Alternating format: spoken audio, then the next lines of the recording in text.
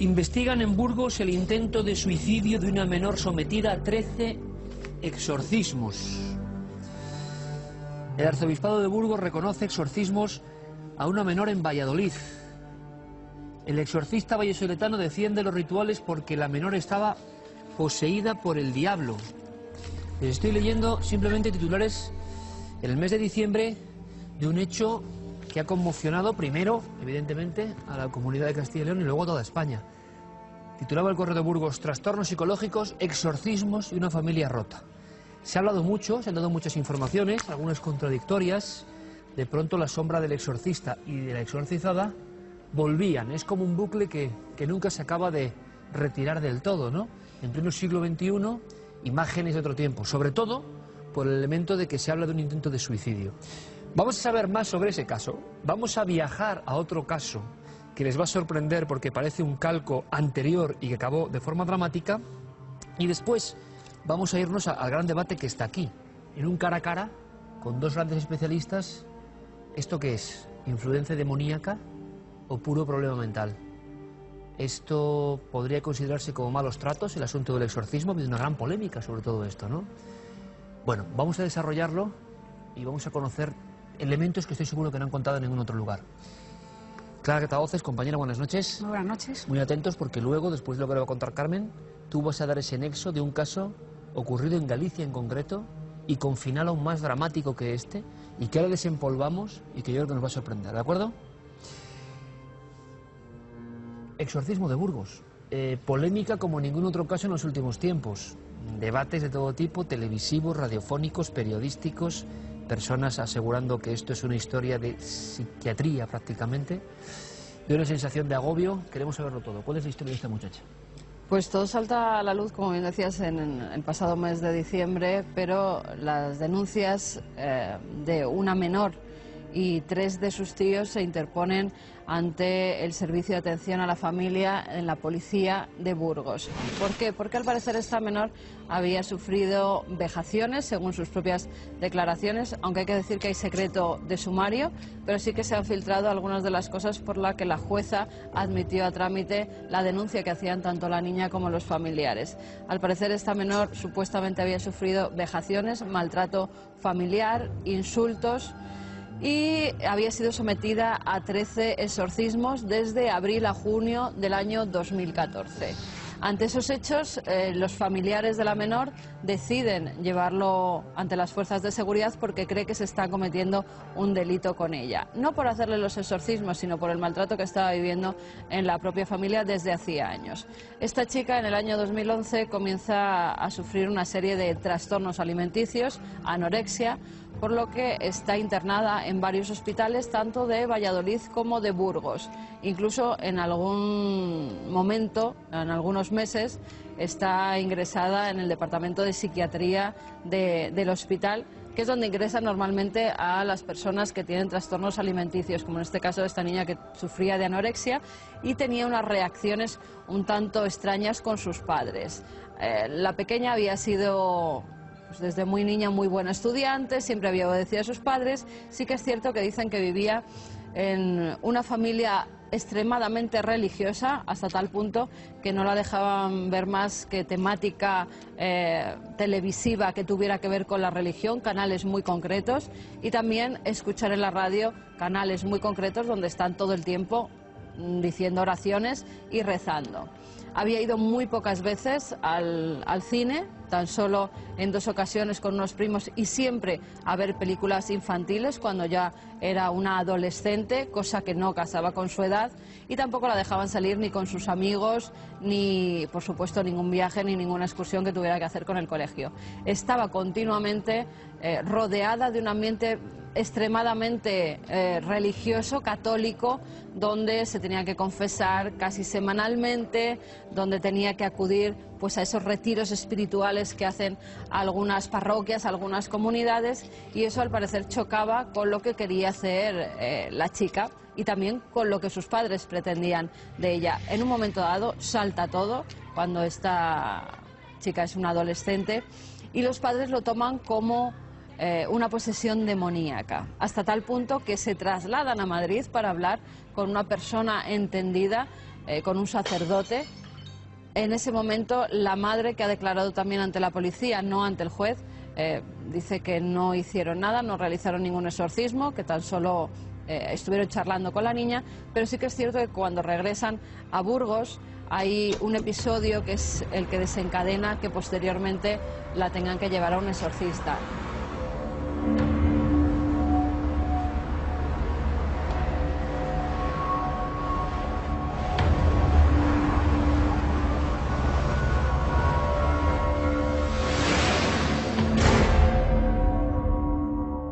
Esta chica se lanza desde un tercer piso y sufre graves lesiones. Pretende acabar con su vida. Es en ese momento cuando los padres, aparte de episodios que ha tenido anteriormente, le han avisado del colegio de que su hija parece que se autolesiona, que se hace heridas ella misma y que continuamente está hablando de quitarse la vida. Había tenido varios episodios en los que habían avisado a la familia ante el temor de que pudiera cometer pues, un acto contra su propia persona. Es a raíz de eso cuando deciden ponerse en contacto con un exorcista de Valladolid, exorcista oficial, que además tiene todos los permisos del obispado, se llama Jesús Hernández, y durante varios meses la someten a 13 exorcismos en el convento de San Joaquín y Santa Ana.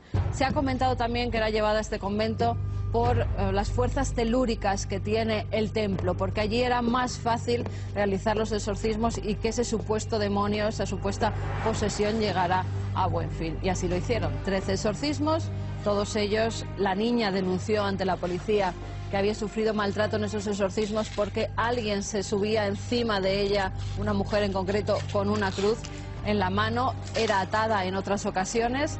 Sí que es cierto que la Iglesia, cuando realiza estos actos, estos exorcismos, el supuesto poseso, el supuesto endemoniado, a veces tiene una fuerza descomunal y tiene que ser sujetado por varias personas para no autoagredirse él mismo ni a los demás, ni a los que están llevando a cabo el exorcismo. Y se cree que en esta ocasión, al parecer, también pudo ser así, que estaban pues un poco sujetando a la niña para que no se hiciera a ella daño ni hiciera daño a los demás. Pero claro, todo esto es secreto de sumario, no se saben las declaraciones que ha dado la chica. Por otra parte, la madre tampoco quiere declarar y dice que lo único que ha hecho ha sido intentar ayudar a su hija, que verdaderamente estaba poseída por un demonio.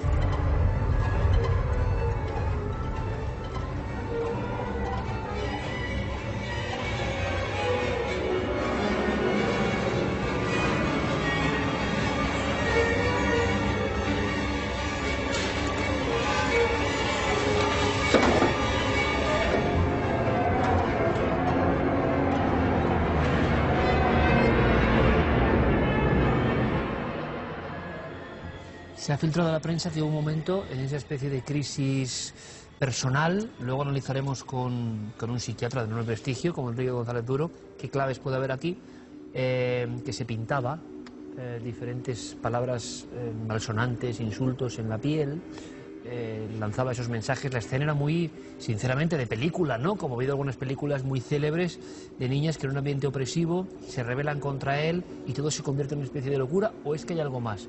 Porque lo sorprendente es ese milagro, ¿no? Porque se habla de milagrosa salvación, sí, en lo que es el salto al vacío en tercer piso, que bueno, lo que no es normal es salvarse, ¿no? Tuvo consecuencias, estuvo varios meses en una silla de ruedas porque se había hecho, ahora no está en una silla de ruedas y no, tal y como se publicó en algunos medios, no se quedó paralítica ni mucho menos, sí que sufrió graves daños en la columna, en uno de los pies, en uno de los brazos, pero luego se recuperó perfectamente. También se ha publicado que antes del intento de suicidio ya le habían hecho los exorcismos y que esos exorcismos habían llevado a que la chica intentara lanzarse por la ventana. No, fue justo después de los exorcismos, con lo cual al parecer esta chica ya venía con unos informes médicos, psiquiátricos importantes detrás, pero sí que es cierto que esos informes los tuvo que ver el exorcista oficial. Los exorcistas hoy en día lo que tienen que hacer es siempre tener los informes médicos antes. Cuando descartan que hay una enfermedad mental, entonces el propio exorcista, que además tiene bastante experiencia, tiene muchos años haciendo exorcismos, es el que decide pues que ve algún signo de posesión demoníaca en ella. Se supone que es lo que vio este exorcista tan preparado y tan importante, digamos, y con tal currículum, ¿no?, de intervenciones. ¿Qué pudo ver? ¿Qué elemento le pudo llamar la atención para que esto no fuese un simple caso de locura, de anorexia, de problemas psiquiátricos? Los elementos que pudo ver es pues lo que le habían contado tanto en las catequesis a las que iba la niña, de la que fue expulsada durante unos días de las catequesis porque hablaba continuamente de suicidio, también esas palabras malsonantes que se escribía en los brazos, el autoagredirse ella misma porque algo parecía que quería salir de su cuerpo, y tuvo que ver más síntomas como son una fuerza descomunal. En este caso no se habla en ningún momento de que hablara lenguas muertas, sí que se habla de que los padres decían que parecía otra persona cuando discutía con ellos. Incluso la niña relata en cierta forma, una agresión de su padre hacia ella cuando algunos médicos han dicho que era un ataque de ansiedad y los padres creían que era un ataque demoníaco, con lo cual se tuvieron que vivir algunas escenas bastante fuertes, bastante potentes, para que la familia acudiera al exorcista y viera esos síntomas de posesión demoníaca y no hiciera 1 ni 2, sino 13 exorcismos, es que son durante meses.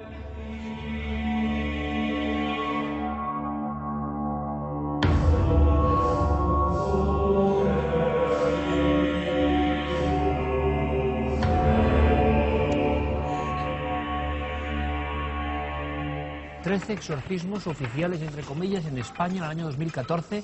Evidentemente la prensa se sorprendía, luego había diferentes posiciones, como luego veremos en el cara a cara. Pero nosotros hemos tirado de archivo, ¿verdad, Clara? Y hemos encontrado una historia, hay varias, pero hay una particularmente desconocida, curiosa, y que es como un antecedente de todo esto, un ejemplo de hasta dónde se puede llegar. Y ahora precisamente hemos llegado aquí a la conclusión de que si todo ocurrió en la noche del 24 al 25 de diciembre, es una coincidencia asombrosa, lo van a ver. Vámonos a Galicia, Clara. Contemos al público esta historia. Nos vamos a Galicia, concretamente a La Coruña, y nos vamos a situar en la madrugada del 24 de diciembre al 25, es decir, justo en esa fecha tan señalada de Nochebuena, del año 1972. Muchos años atrás, allí, en la calle División Azul, un edificio de 21 plantas. Esa noche había un vecino de la zona que estaba con su vehículo estacionado allí. Acababa de llegar de cenar con unos familiares cuando de repente vio que se precipitaba algo desde las alturas y caía, y al acercarse se dio cuenta de que era uno de sus vecinos, un joven que se llamaba Javier Marcial Reino, que tenía únicamente 15 años y que vivía precisamente en el piso 21º, del cual había caído, saltado, no se sabe muy bien qué es lo que había ocurrido. Al acercarse se dio cuenta de que en la mano llevaba apretada una llave que, según el padre de este chico, que se encontraba fuera junto con su mujer, estaban en Canarias resolviendo unos asuntos, y estaba tanto este chico como sus hermanos al cuidado de la abuela materna. El padre dice que esa llave pertenecía a una biblioteca que él tenía, digamos, secreta, en donde él consultaba una serie de libros que a su suegra le parecían subversivos e incluso demoníacos. Esta mujer era muy religiosa y entonces esas lecturas decía que no eran buenas para un chaval de su edad y que eran, pues como decimos, un poco parecer. No se sabe muy bien qué ocurrió. Aquella noche tanto Javier como sus hermanos se encontraban con gripe, estaban enfermos, y entonces ella, que estaba al cuidado, la abuela de los niños, nunca sabremos lo que ocurrió en aquella casa esa noche, pero sí sabemos que el padre acusaba a su suegra de haber aprovechado su ausencia de la casa para intentar realizar un exorcismo ilegal del cual no hay constancia, no hay una autorización oficial para ese exorcismo, que se habría realizado con un sacerdote amigo de la familia, amigo de la abuela, y que habría resultado con unas consecuencias fatales, es decir, habría impresionado mucho al muchacho, y el muchacho, no sabe bien si por la fiebre que tenía, por la presión a la que estaba sometido, o bien no sabemos exactamente qué, El caso es que nadie sabe si el chaval decidió saltar por la ventana, si se cayó o si intentando huir en un delirio con la fiebre y por esa situación habría optado una salida que en ese momento era en falso, claro.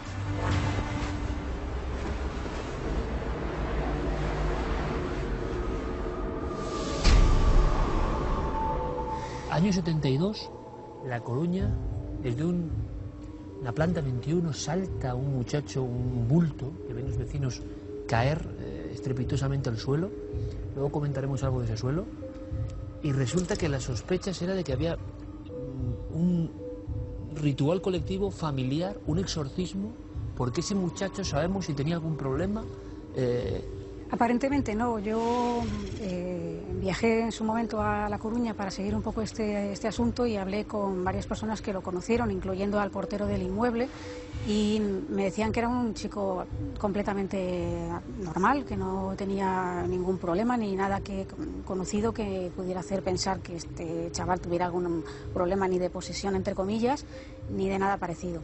Lo cierto es que sí que algo ahí que no sabemos muy bien, porque ahí tenemos únicamente la versión del padre, por lo que el padre estaba convencido de que se había realizado un exorcismo ilegal. Tal es el punto que bueno, pues esta situación afectó al matrimonio. El padre decidió separarse, se marchó a Venezuela, estuvo en Venezuela unos años. Él durante mucho tiempo, hasta que falleció, todas las Nochebuenas se acercaba a esa calle y con pintura realizaba una cruz blanca sobre un fondo rojo en el lugar exacto donde había impactado el cuerpo de su hijo. Esto es impresionante. Esta escena que acabas de narrar es curioso porque los hechos son incluso previos a la famosa película El Exorcista, que es verdad que genera en España y en todo el mundo una ola impresionante de, por un lado, fascinación y por otro temor a estos temas. Se empieza a hablar en España de exorcismo realmente a raíz de la película del 74, esto es 2 años antes, pero me cuentas que el padre, convencido de que en ese piso 21 ha ocurrido algo que tiene que ver con todo esto, y yo estoy recordando la escena, no la recordaba clara, de el chaval con la llave en la mano, o sea, esto es... Y va pintando año a año en esa noche Sí. de paz y de armonía para muchos. Alguien en La Coruña se dirige todas las noches a repintar esa cruz blanca en el suelo. Sí, y a colocar una serie de panfletos pidiendo justicia por saber qué exactamente ocurrió aquella noche.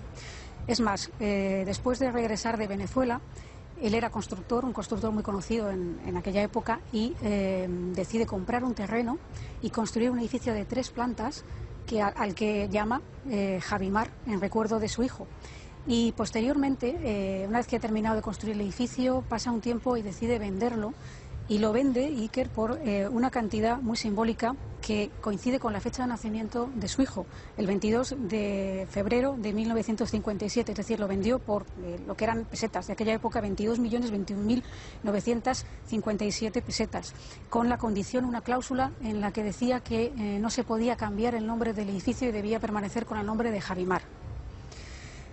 Esto realmente pues lo colocó, estos anuncios, en prensa local, y además al mismo tiempo bueno, puso en venta como la condición de este edificio, que se vendiera de esa manera. Hizo una especie de escrito coincidiendo con el 14º aniversario de la muerte de su hijo, en el que decía que en esa calle de División Azul, se le había destruido su familia por culpa de un vil exorcismo. Es decir, él estaba convencido hasta el punto, hasta los días finales en los que falleció de una enfermedad. Y claro, la cruz se fue desdibujando, ya nadie venía a pintar la cruz, y con el tiempo se fue desdibujando, y hasta que terminó por desaparecer y dejar perder la huella de aquel caso.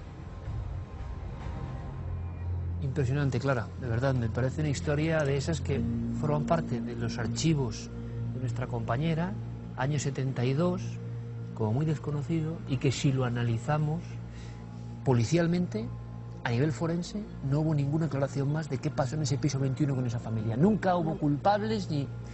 quedó como oficialmente un accidente, fue un ¿no? accidente. Un De accidente. hecho, la madre, con quien también pude entrevistarme, pero que declinó comentar nada sobre el asunto, es decir, ella no daba su versión de por qué su marido estaba convencido de eso, ¿no? Ella lo que decía es que todo pudo deberse a un fatal accidente por culpa de que el muchacho hubiera delirado a causa de la fiebre y se hubiera dirigido a tomar aire fresco a la ventana y en un mareo o algo hubiera caído. Eso es un poco lo que ella decía, pero sin entrar en detalles de lo que sería el por qué su marido estaba convencido de eso otro, porque es decir, puede haber un accidente, puede haber una discrepancia, si se cayó, si no estaba esa ventana bien cerrada, o etcétera, pero afirmar que había sido sometido a un exorcismo, probablemente el padre algo debió ver en el comportamiento de su suegra para llegar a esa conclusión, pienso yo. Planta 21, una familia con fiebre, unos padres que no están, un muchacho que salta por la ventana, una cruz pintada la noche de Navidad. Esa llave en la mano. La llave en la mano. Podríamos seguir investigando. Desde luego, ante un suceso así, nosotros abrimos el siguiente contacto. Igual alguien sabe algo más. Porque desde luego hay una historia tremenda, muy oscura, hay que decirlo. Pero que, como vemos, todo lo que ocurre ahora, en el fondo ya ha habido. Con sus diferencias. Pero ha habido historias parecidas. Es cuestión de mirar el archivo y contemplar casos tan increíbles.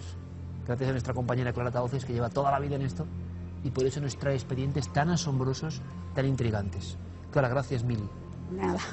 Vamos a ir un poco más allá. Yo creo que la polémica suscitada por el caso de Burgos, porque todo esto, que como vemos viene de atrás, vuelve a la actualidad, hay una división total, ¿no?, entre personas, como por ejemplo el periodista José María Zabala, que creen profundamente, y es un periodista de prestigio, que el demonio actúa, que la fuerza negativa es capaz de invadir a una persona. Por otro lado, psiquiatras de enorme prestigio como Enrique González Duro, que siempre ha mantenido que esto es una cuestión de locura, una cuestión de psicosis familiar, una cuestión que tiene que ver incluso con la sexualidad, el no aceptar la sexualidad en un ambiente opresivo. Vamos a debatir un poco cara a cara, porque creo que este suceso, que en el fondo nos trae los exorcismos hoy a España, de nuevo, nadie, la pátina de tecnología no elimina esto. De vez en cuando esa sombra vuelve, hay que analizarlo, cara a cara, con dos especialistas.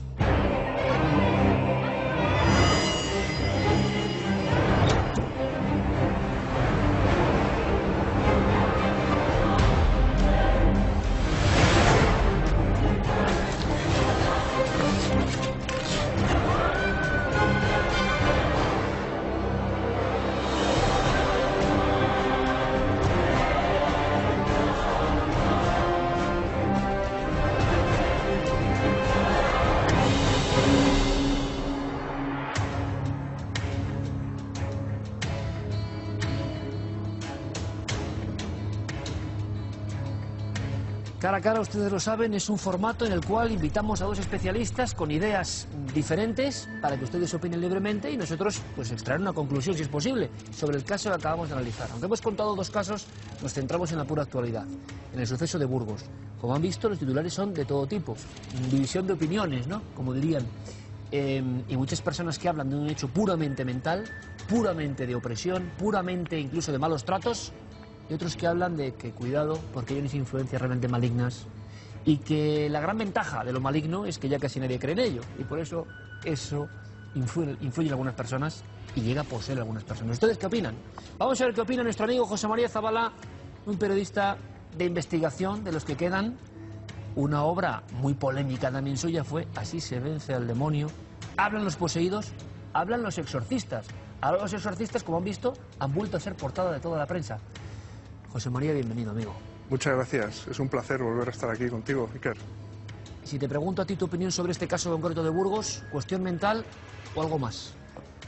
Bueno, a mí me llama la atención ese comunicado oficial del Arzobispado de Burgos en el que se afirma, yo no sé si es cierto, pero es una versión del Arzobispado, que esa joven había intentado suicidarse con anterioridad a la práctica de los exorcismos y que de hecho había visitado varios centros hospitalarios de Burgos y de Valladolid y que sus padres, pues como no daban resultado la medicación o el tratamiento que ella estuviera siguiendo, bueno, pues habían decidido acudir a un exorcista, ¿no? Es hasta ahí donde yo sé, ¿no? Y yo creo que eso es muy importante porque en las crónicas periodistas esa versión del arzobispado de Burgos se ha obviado, ¿no? Y creo que es importante tener muy claro eso, es decir, que hay un intento de suicidio previo a la visita al exorcista por parte de esta joven acompañada de sus padres. Pues María, una cosa más.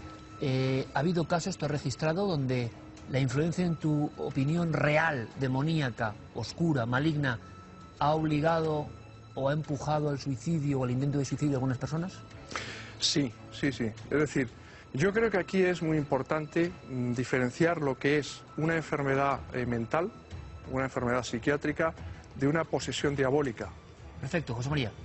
Damos paso a un prestigiosísimo psiquiatra, Enrique González Duro. Uno de sus clásicos es Historia de la locura en España. Porque yo no sé si Enrique piensa que todo esto que hemos visto, su opinión, se enmarca en este ámbito, en el ámbito quizá de los problemas mentales. Enrique, bienvenido. Gracias. Hola, buenas tardes. ¿Cuál es tu opinión de este suceso concreto? Yo creo que es un fenómeno perfectamente comprensible, explicable y comprensible desde el punto de vista psiquiátrico, desde el principio hasta el final. Tú lo tienes clarísimo. Bueno, no tengo duda, es decir, no tendría duda. Lo que ocurre es que efectivamente la enfermedad que ella padece y que la diagnostican concretamente psiquiatras de Valladolid, que creo que hay un núcleo de psiquiatras ahí muy competente, para mí muy convincente, es anorexia mental. Anorexia mental es una enfermedad grave y Anorexia mental. Anorexia, y difícil de curar, muy difícil de curar. Y es una cosa que provoca en la familia una situación de hostilidad multidimensional, diría yo, porque que una chica joven que está en pleno desarrollo no me coma, para la madre es terrible, para el padre es terrible. Y vienen las coacciones, come, y come a la fuerza, la chica va a vomitar, a provocarse el vómito al cuarto de baño. Se crea una dinámica de hostilidad tal que se hace insoportable. Si encima le añade a esto que esta familia, por lo que yo conozco, es de unas creencias religiosas bastante acentuadas, es decir, la situación para la chica tenía que ser absolutamente opresiva y por tanto las tentativas de suicidio me parecen, no digo justificables, pero comprensibles. Si tuviéramos que ver a toda la cantidad de gente que se suicida al demonio detrás de eso, pues entonces estábamos media población de este país por lo menos endemoniada. El suicidio es un fenómeno humano que lo ejecutan muchísima gente en situaciones que le parecen insostenibles, ¿Descartas, inaguantables. por lo tanto, cualquier influencia maligna, preternatural, Yo creo misteriosa? que aquí el demonio no pinta nada en esta historia. Yo no conozco a esta joven de Burgos. Lo que sí puedo hablar con conocimiento de causa es con muchos casos. ¿Para de ti existe la personas posesión demoníaca? con nombres y apellidos que salen a relucir en este libro, de Así se vence al demonio, y casos que me ha referido, por ejemplo, don Gabriel Amorz o don Lorenzo Alcina, que es el decano de los exorcistas españoles. Es decir, para mí la prueba del 9 es la aversión a lo sagrado. Personas que no pueden poner el pie en una iglesia, estar delante de un sagrario, que tienen que blasfemar ante una imagen de la Virgen. Es decir, hay una serie de circunstancias que cuando uno tiene delante de sí a una persona poseída por el demonio se da cuenta que no es una persona, una enferma mental, que es otro tipo de casuística completamente distinta. Enrique, tu opinión. Mi opinión es que, bueno, si se parte de una creencia, la creencia no se puede discutir, cada uno cree. Yo pondría un ejemplo para adquirir un poco de perspectiva.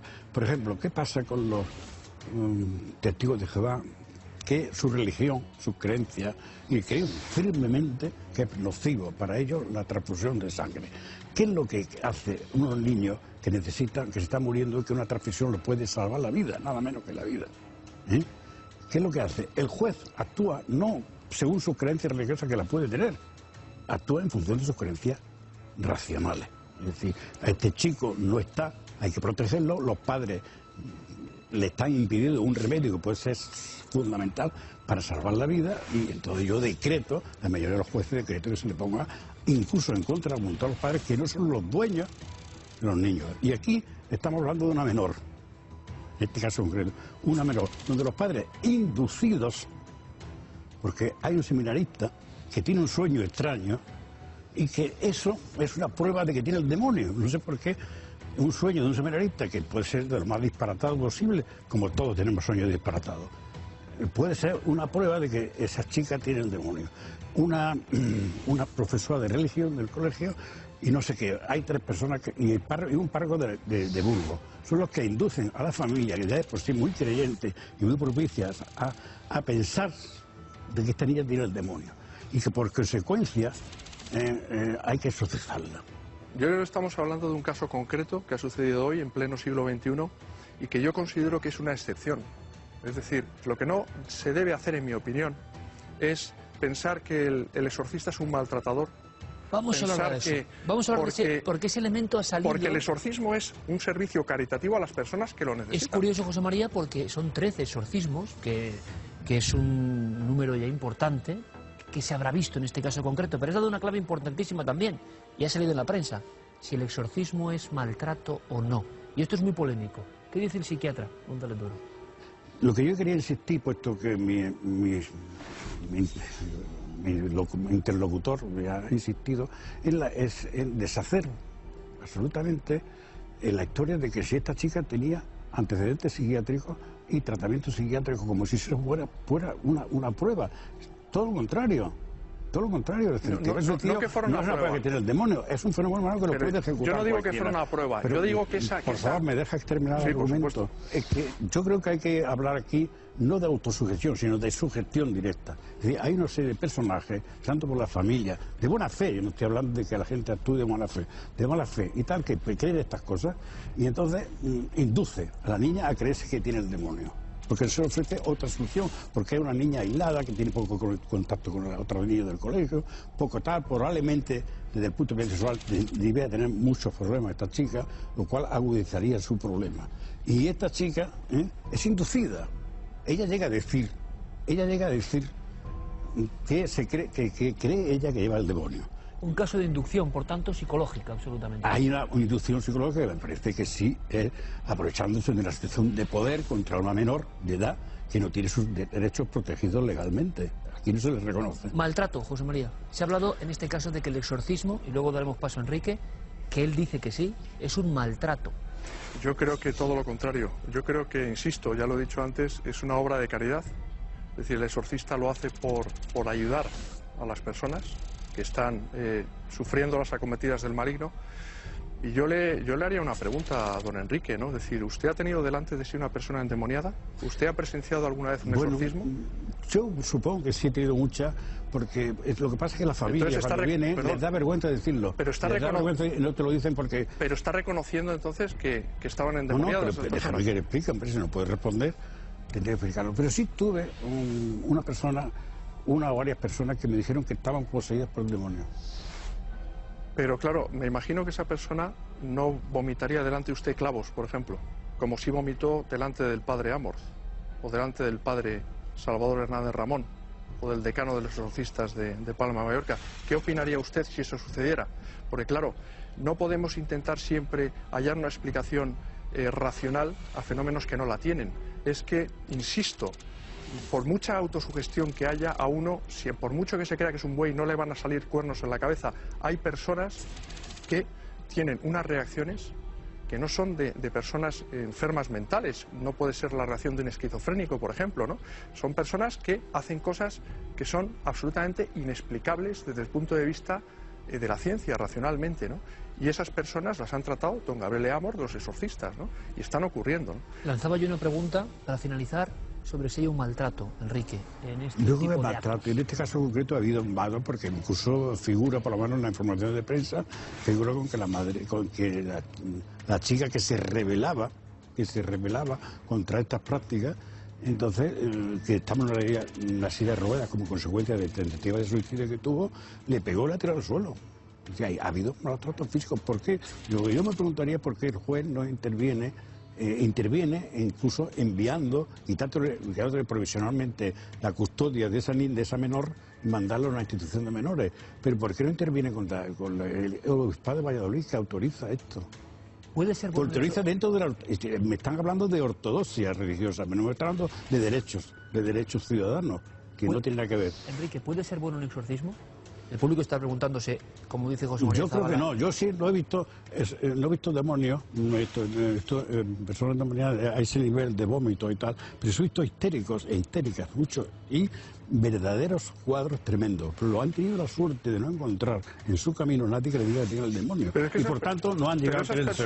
No han llegado a creerse. Y por tanto, déjame que termine mi argumento.